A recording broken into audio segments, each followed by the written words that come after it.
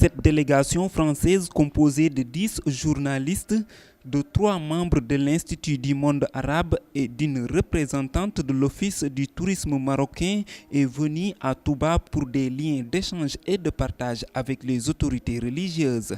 Une visite qui a également permis aux membres de cette délégation de s'imprégner du modèle islamique légué par Cheikh Ahmadou Bamba et de sensibiliser sur l'exposition qui sera organisée à l'Institut du monde arabe à Paris. Ce qui nous guide jusqu'ici, c'est le projet d'une exposition qui va avoir lieu à l'Institut du monde arabe sur les trésors de l'islam en Afrique. Nous faisons un voyage sur des lieux caractéristiques de ces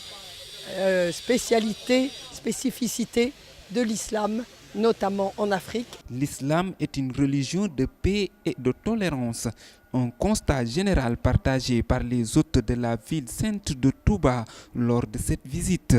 C'est la raison pour laquelle ils ont invité tous les musulmans d'Afrique à venir massivement assister à leur exposition. En France, vous savez, on a des musées qui parlent d'art islamique, mais qui ne parlent que de ce qui se passe au-dessus du désert.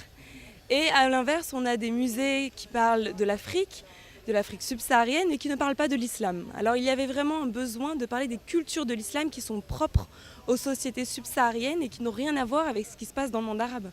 On aimerait que dans cette exposition, tous les musulmans d'Afrique puissent se reconnaître, puissent retrouver quelque chose de leur culture et qu'elle ne s'adresse pas seulement aux Français.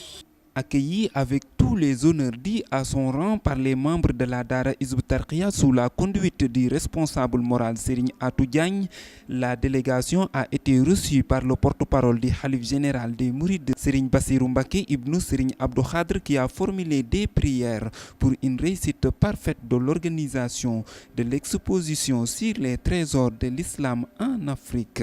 Une exposition qui aura lieu du 14 au 30 juillet 2017 à l'Institut du monde arabe à Paris.